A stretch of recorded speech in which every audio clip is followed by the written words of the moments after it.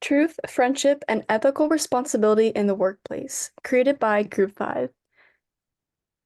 As an employee, you create relationships within the workforce, resulting in some coworkers sharing more personal information about their struggles in their life. In this case, Michael has shared personal financial information that Ben, his coworker, believes cultivated his fraudulent acts. Coworkers may even confide in you to disclose crucial information about risky moves being made by them within the company. Eventually, when these coworkers leave, such as Michael, sometimes you're left with the responsibility of managing their tasks and duties. The knowledge or findings of fraudulent schemes being committed by a coworker or such friend can create internal conflict. Employees may debate whether to disclose the truth. In this situation, Ben is balancing his friendship with his coworker, Michael, against his professional well-being, creating a conflict for him in the workforce. The core values of friendship are relevant here, involving balancing your reputation versus friendship, establishing boundaries within the workforce, and questioning whether a friendship is worth risking your job. When cultivating a relationship, it can be challenging to learn that a colleague has caused financial harm to the company, placing you in a dilemma: should you disclose the truth or keep the information to yourself? Maintaining boundaries with a colleague while fostering a friendship can contribute to a better working environment, ensuring that you won't be placed in difficult situations. Is a friendship worth risking your job?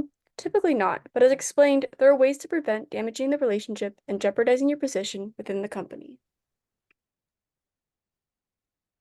Now, the universal value of honesty comes into play. Should Ben tell the company what Michael had told him in confidence? Is it his responsibility to disclose such information, and would it really help in any way? There is a saying, honesty is the best policy, but aside from helping the company find someone to blame for a situation that won't truly harm the company financially, what good will outing Michael do? It is up for debate. Another added layer to the situation is the universal value of fairness and compassion. Is it fair for Michael to put Ben in this dilemma of choosing his own professional well-being versus his friendship? Could Michael have known that the company would have his friend/slash coworker take over his duties? There are a lot of questions to be thought about, as many may know the phrase, don't do unto others what you don't want done unto you. Ben must determine if he wants to show compassion to Michael's situation or think of himself and what is fair for him. When considering ethical responsibility, Ben has multiple principles and morals to consider. Ben understood that outing his coworker would do more harm than good. Ben knew this by considering multiple factors and how they would play out in the end.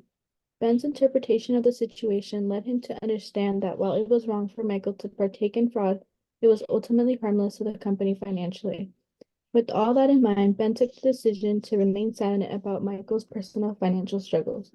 Yet he would share his findings of the fraud while taking over the vacant position with the company higher-ups. This would allow Michael to maintain the conversation his coworker shared with him in confidence, while also helping the company discover and stop the fraud. There are many reasons for Ben's decision. Ben considered the consequences and benefits the situation would bring to him. Ben rationalized what his actions would cause. He knew it could possibly cost him his job and his friendship with Michael. He also considered it morally incorrect to share something that was confided in him. Lastly, he knew it was not a financial burden on the company. These reasons were what Ben used and considered to rationalize his final potential decision. Overall, when it came to reaching a consensus on the situation, there were some parts that were more challenging than others. It was easy for us to recognize what we personally found wrong with the situation and what values we found important to consider when coming to a consensus. We were able to quickly point out what was personally important to us. As for the challenging part, it was a bit difficult identifying what actions to take, as it sort of is a lose-lose situation. Remaining silent contradicts Ben's morals and jeopardizes his job security, while disclosing the truth could result in severe consequences for Michael. Additionally, even if Ben comes clean, the company might still view him as complicit in Michael's actions. We decided it would be best for Ben to cooperate with the investigation to avoid any potential trouble for himself or a misunderstanding. However, we thought it was also important that he only shares what he directly observed, refraining from disclosing Michael's personal struggles, which were shared with him in confidence, ensuring that he does not add any personal speculation to the investigation. From watching the Giving Voice to Values Pillar videos, our team learned that Pillar 1 explains the importance of understanding and clarifying our own values before facing ethical dilemmas. We found that reflecting on our personal values reinforces our confidence in how we would act on them in a professional setting. Working on Pillar 1 involves self-reflection, introspection, and a deep understanding of our own moral compass. During our team collaboration, we decided on our case topic, truth, friendship, and ethical responsibility in the workplace. Everyone in the group had an opportunity to independently digest the case. Each member individually formed a stance in our case, and we found our values aligned, and our responses were relative. We learned approaching our dilemma with empathy, honesty, and a commitment to ethical conduct helped navigate the tension between truth and friendship in the workplace.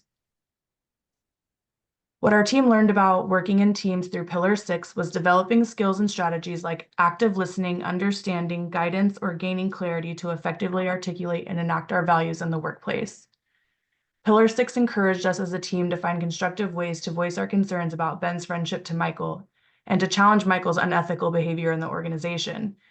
This case was complex, especially for Ben. As a group, we have been working towards team cohesion, and it allows us to effectively communicate our responses and decide what action we would take in the case if we were Ben.